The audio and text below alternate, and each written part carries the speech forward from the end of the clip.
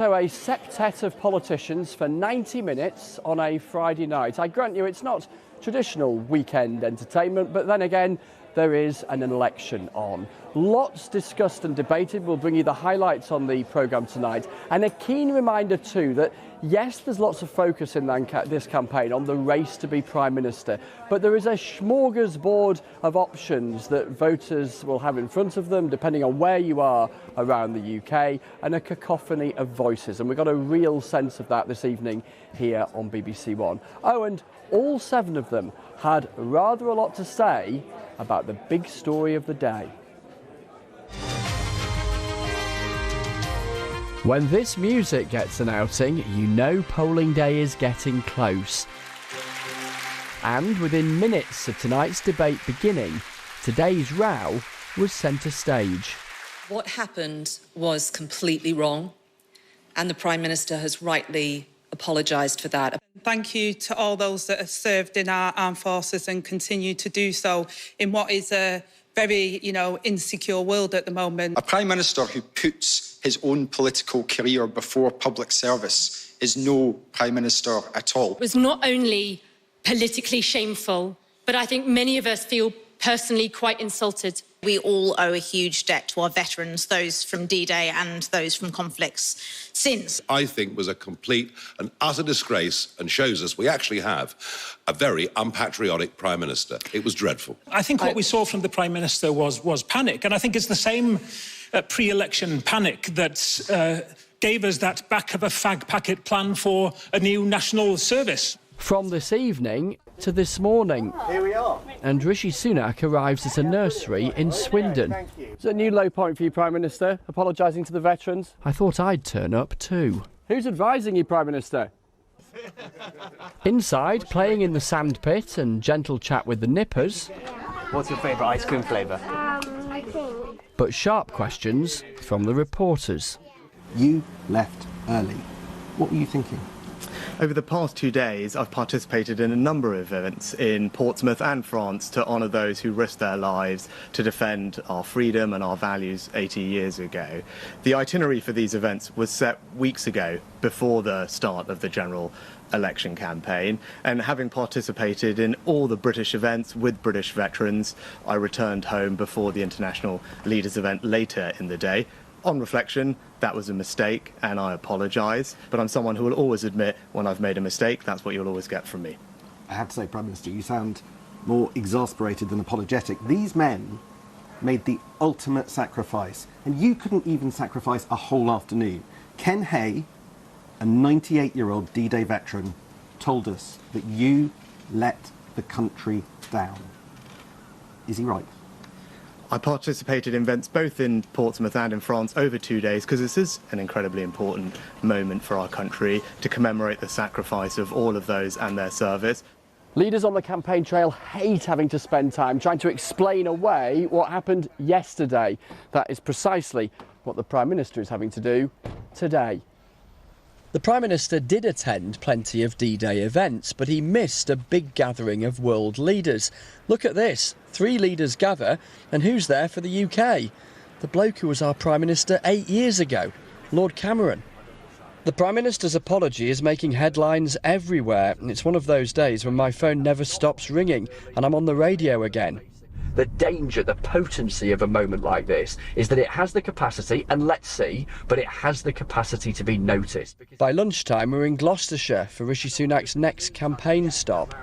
And when you're having a bad day, nothing seems to go right. Just look at the street in Stonehouse he was visiting, as his own Veterans Minister, himself a veteran, said this. Undoubtedly, veterans will feel pretty raw over this, and I don't dispute that, and I totally understand. And personally, it's a bit crushing, yes, but it is what it is, and it's happened. And he's apologised, and he's made a mistake, and it is not reflective of his wider work on veterans.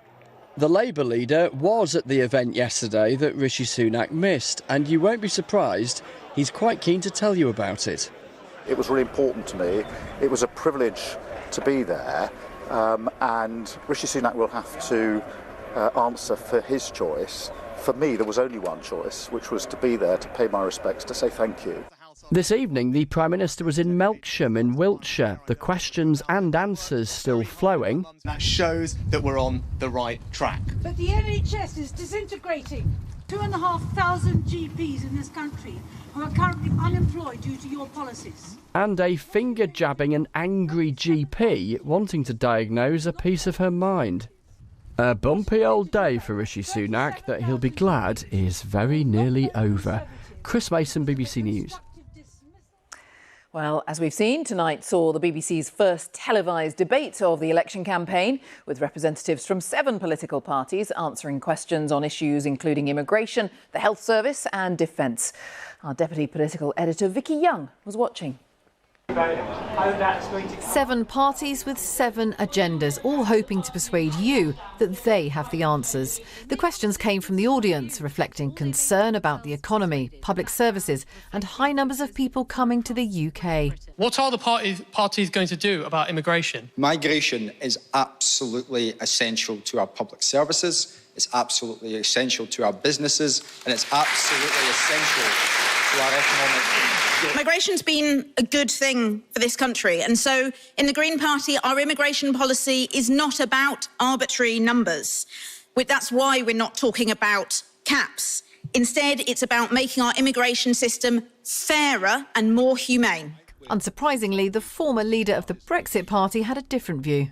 Frankly, it's making us poorer, it is diminishing our quality of life, and it's nothing to do with race or any of those issues. It's to do with actually putting the interests of our communities first. Let's change the tone of the debate on immigration. You know, too much of it is framed around, frankly, the bigotry of people like Nigel Farage. Please. Is that the best you can do? Plaid Cymru will stand up to Nigel Farage. Open doors, on everyone immigration. come. Of course we need rules. Of course we need Benefits rules. for everybody, lovely. The best way to do this is to get Parliament, your Parliament, elected by you, to have an annual cap. What that will do is take into account the economic needs, the needs of the workforce, but also the pressures that immigration puts on communities.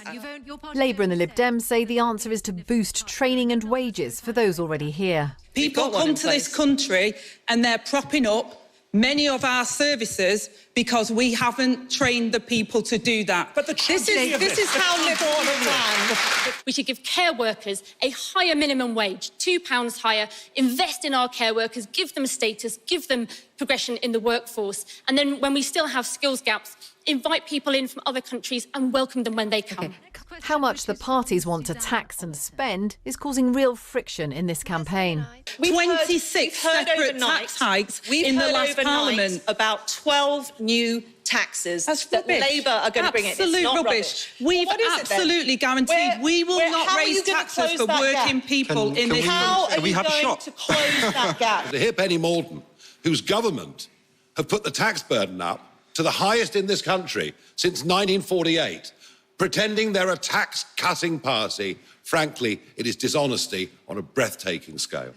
Ms Mordaunt said cutting taxes was in the party's DNA. The SNP called for more honesty. There's £18 billion worth of cuts baked in, which neither the Labour Party nor the Conservative Party are being honest about. Instead, they're having the worst of Westminster argument between them tonight, instead of being honest with you. The Lib Dems called for fairer taxation. The Liberal Democrats were the first party to call for a windfall tax on the big oil and gas companies because we saw the raw injustice of these big companies raking in billions of pounds of profits when ordinary folk couldn't afford to pay their energy bills. A green economy would create jobs, well-paid jobs distributed all over the country, for example, on a nationwide home insulation programme. When you have two parties converging on public spending, converging on taxation, who's going to make sure that you're able to see the investment in housing for your children? Smiles and handshakes at the end, but the arguments will rage on. Vicky Young, BBC News. Well, as the political row around Rishi Sunak intensified, RAF veteran Jack Hemmings was one of those making his way home from the D-Day commemorations. Jack attended the service at Bio War Cemetery with his grandson. He's been speaking to my colleague Sophie Rayworth. Jack Hemmings, you served with the RAF during World War II. You didn't take part in the D-Day landings, but you were determined to be there. Yeah. Why? Because after the war I met a chap called Stuart King, who had been an engineering officer with a Typhoon Squadron, who had landed on the beach on D-Day, the very beaches that we have just seen. The Prime Minister was there. He was there at Bayeux, where you were as well, the ceremony at Bayeux. Yeah. But he didn't stay for the international service. Do you think that matters to the veterans? Well, some of them will take an issue at it, yes. I can understand the division of what he would call his duty, and he opted to put the election before the thousands who were killed. But it seems it was the wrong decision. I guess I would go along with it. And do you think the veterans who were out there in Normandy, people like you, I mean, you're 102, yeah. Do you think that they will be upset that the Prime Minister didn't stay? Quite a lot will be, yes, yeah. I think the Prime Minister's upset, isn't he? Hasn't he made an apology? Jack Hemmings there on his way home from the D-Day commemorations. Our political editor, Chris Mason, is here to assess. What a day, Chris. What a day. When you hear those words from Mr. Hemmings, the gravity, the authority that comes with his experience, you don't need me to tell you just how awkward this has been for the Prime Minister. Now, it's interesting that, you know, he chose to apologise and will try and make a virtue of at least being able to say, look, I'm the kind of guy who is willing to apologise when I make a mistake. There's also a brutal truth in doing so in a general election campaign, which is that it puts rocket boosters up the whole story. It makes a bigger story out of all of it. I've been trying to get to the kind of anatomy of this cock-up, to put it bluntly. And part of it is the kind of stagecraft of statecraft. When a Prime Minister as head of government is at an event, an international event like that, and the King is there and plenty of others. Loads and loads of conversations have gone on for weeks about this prior to the general election campaign, although the Prime Minister of all people had an idea of what was coming, even if the rest of us didn't. And he says, as we heard there, that he'd have come back early anyway, irrespective of the election campaign, irrespective of that interview he did on ITV, which kind of does raise the question, well, would there not have been questions around your judgment, irrespective of the election, if that's precisely what you had done? Bluntly, what happened here is he and his team did not realise until it was too late that this would look terrible. And when they realised it looked terrible, they said sorry. Quick look ahead to next week. Prime Minister will hope to put this behind him, although plenty of Conservatives are absolutely livid because they fear people will remember it. We're going to get to the manifestos, and I expect the Conservatives are going to pledge to cut stamp duty for first-time buyers. Doesn't look like there'll be any pledge on inheritance tax in the manifesto, but they'll try and get back, I think, to some of the big-ticket items in the hope they can put a terrible day behind them. Chris, thank you, Chris Mason.